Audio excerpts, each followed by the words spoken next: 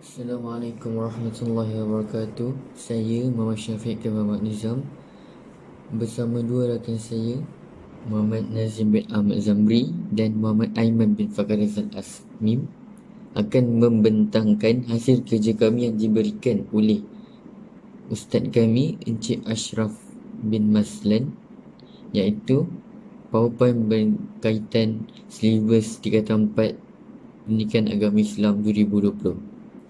Saya bersama rakan-rakan saya memilih tajuk Hindari Dosa-Dosa Besar. Syirik terbahagi kepada dua, iaitu syirik jali dan khafi.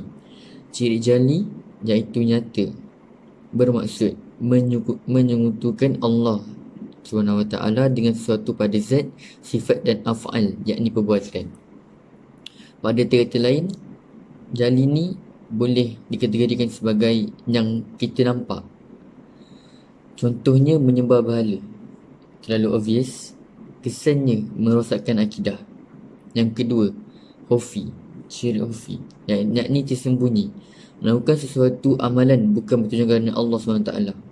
Pada kata lain, kita tak nampak, semuanya berdasarkan niat. Contohnya, melakukan solat bertujuan mengharapkan pujian manusia, yakni riak. Kesannya merosakkan pahala amalan.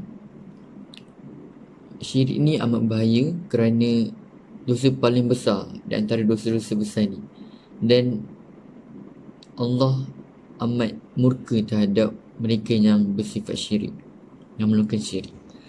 Kita bergerak kepada yang kedua, yakni sihir. Sihir adalah perbuatan yang memudaratkan orang lain dengan bantuan jin. Contohnya santau dan minyak pengasih. Minyak pengasih ni macam minyak dagu, ataupun kita ambil bantuan jin untuk membuatkan orang kita sayang tu tunduk pada kita. Kesan dia mencetuskan pergaduhan dan menyebabkan kematian.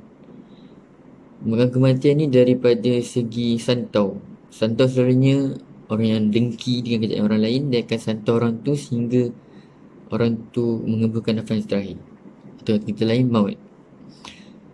Dalil, Allah SWT menjelaskan bahawa amalan sihir mengandungi unsur kekufuran. Firman Allah SWT, A'udzubillahi minasyaitanirrajim, walakinna syayatina kafaru yu'allimuna an-nasa as-sihr.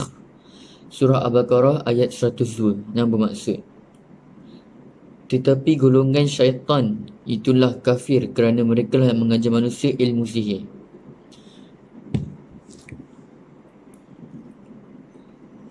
Antara amalan yang boleh kita lakukan bagi mengelakkan diri daripada sihir ataupun mengelakkan diri kita daripada terjebak dalam amalan sihir ini adalah membaca surah Al-Fatihah, membaca ayat kursi dan surah Al-Ikhlas. Ilmu tambahan, membaca Bismillahilladzi la yadurru ma'asmihi syai'un fil ard wala fis sama'i wa huwas sami'ul alim. Sekian sahaja daripada saya, Muhammad Syafiq bin Muhammad Nizam. Sekian, terima kasih. Assalamualaikum warahmatullahi wabarakatuh. Saya Muhammad Nazim. Jadi dosa besar yang ketiga adalah membunuh. Membunuh ni maksud dia perbuatan yang menghilangkan nyawa seseorang. Contohnya menembak seorang senjata api atau menikam dengan pisau.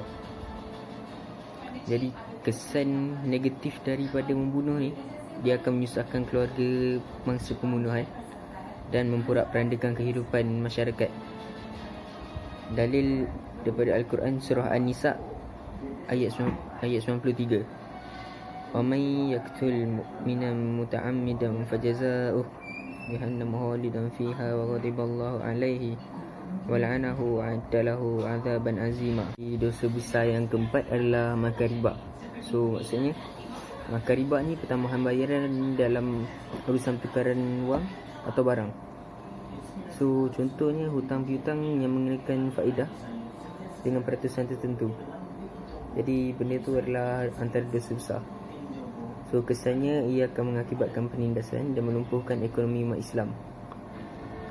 Dalilnya boleh buka muka surat 55 buku teks.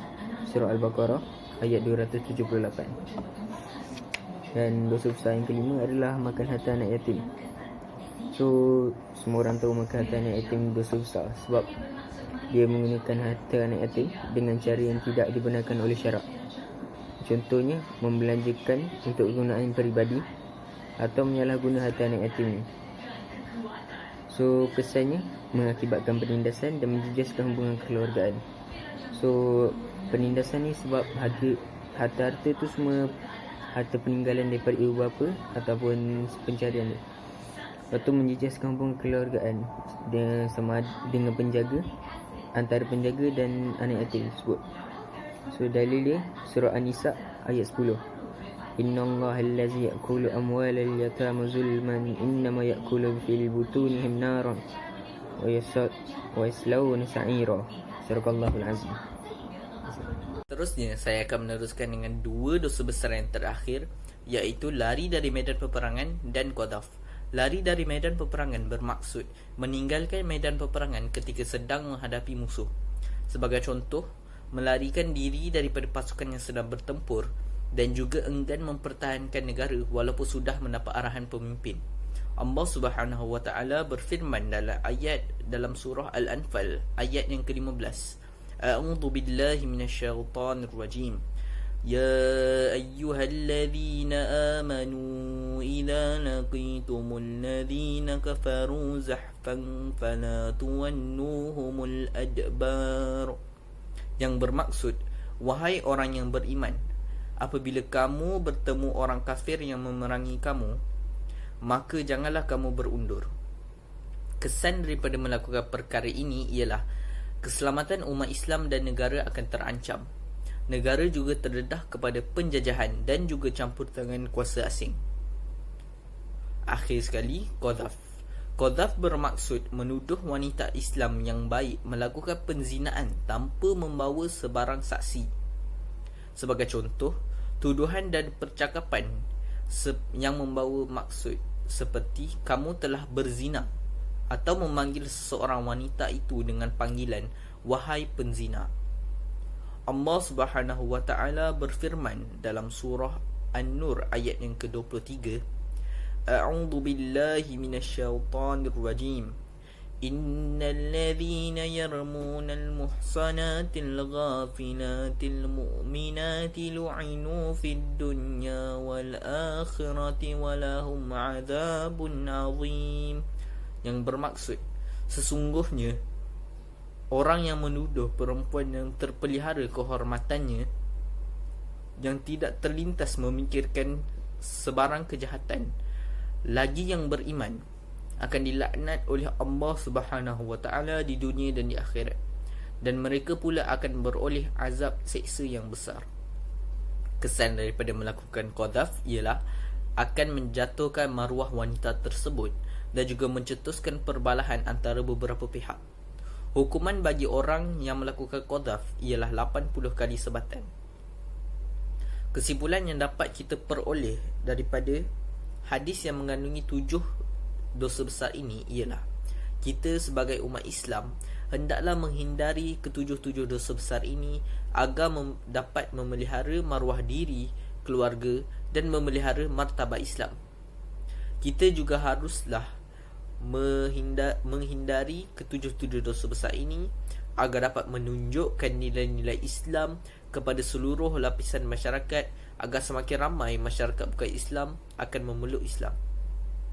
Dengan ini, nescaya Islam akan berkembang dengan maju. Sekian daripada kami. Terima kasih.